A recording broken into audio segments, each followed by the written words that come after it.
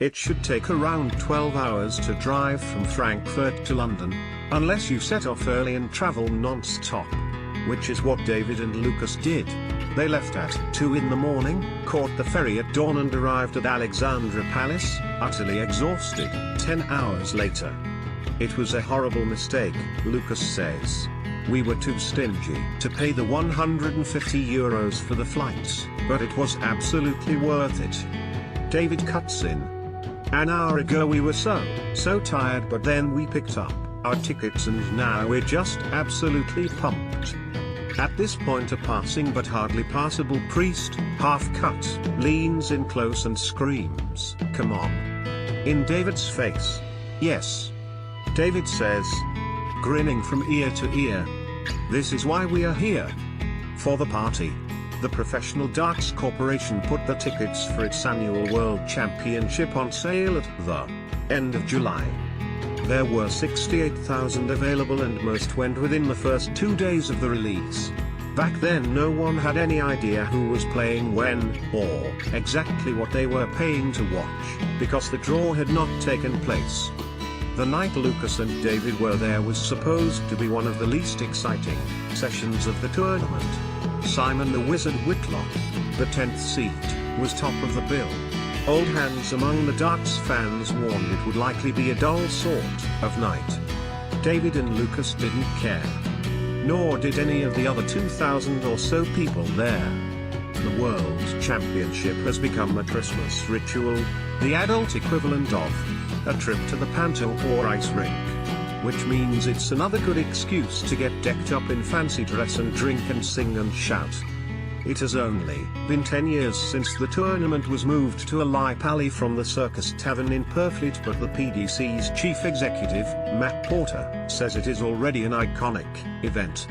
It becomes synonymous with Christmas, in the same way that everybody knows it's Wimbledon in early July and everybody knows it's the FA Cup final at the end of May, Porter says. And Alexandra Palace is like a pilgrimage. It's become the spiritual home of darts. Porter says the PDC has a simple formula.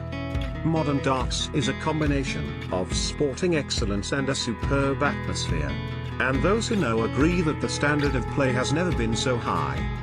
However, they also say that if you really want to appreciate it, you are better off watching on television, because that superb atmosphere Porter mentioned is essentially a euphemism to describe how pissed everyone is. It's hard to overstate this. Outside of the family stand, the crowd are smashed, sloshed, plastered, stewed and soused.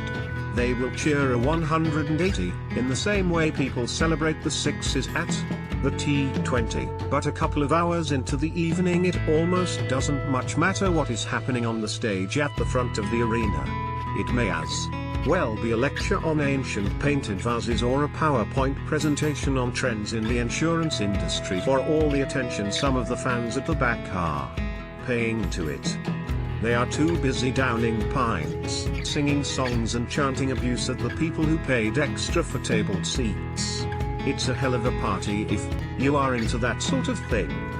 This year fans in Europe bought a third of the tickets for the PDC World Championship, and Germany is the sport's second largest market. Photograph. Tom Jenkins for The Guardian. You wouldn't necessarily guess it, but there are rules. The signs by the door warn, drunken behavior will not be tolerated and perpetrators may be asked to leave. I hear two stewards talking. You won't believe what just happened. Someone puked over the back of the stand, all over my coat. One says, "Nothing surprises me anymore," his mate replies. They are quick to toss out anyone who tries to start a fight, as drunk people invariably will, and as the night wears on, the stands thin out. There are empty patches where especially boisterous groups have been asked to leave. The irony is that darts is a game of subtle skill, intricate precision and intense focus. A decade ago the older players would have told you, "We can't deal with this, we want respect and order," but that doesn't exist anymore, Porter says.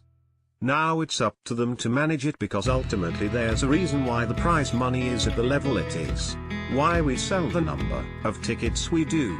why we have the number of broadcasters that we have, and why we have queue of sponsors. And that reason is the atmosphere that's created to go along with the show the players put on up on the orchie. Too many sports dictate to their audience. We know what our audience want and we deliver it. The PDC's Matt Porter, that atmosphere sells well. This year fans in Europe bought a third of the tickets. Germany is the sport's second largest market, and David and Lucas aren't the only two who have made the journey over. Marvin and Florian have come, too, by plane. Of course they are wearing lederhosen. We're staying for 4 days and we'll see London, the big city and bright lights, and all the boring stuff while we're here, Marvin says. But that's not why we've come. This is. Odd thing is, there, Germans do not even have a top 10 player. They just love the culture. It's the same template wherever we go in the world, Auckland, Las Vegas, Shanghai, Dubai, it's exactly the same show, Porter says. It's up the players to go up there and perform, and the crowd to turn up and create an atmosphere. In 2015 the PDC held its first event in Tokyo. No one was sure what to expect. But the effort that they went to with fancy dress, the atmosphere they created, it was all phenomenal, Porter recalls. That was from a standing start, but they'd seen it on TV and they wanted to emulate what they'd seen. The PDC has affiliated tours in Russia, Scandinavia, Australia, New Zealand, and China. It is launching an Asia-wide tour next year. This night, there's a 19-year-old kid from Dandong playing, Xiao Chen Zong. It was his debut at Ali Pali, but he seemed completely unfazed by it all. He had seen it all before on YouTube. Zong used to play snooker but switched sports 2 years ago. He has decided to defer his place at university to play here. Porter says there are a lot more kids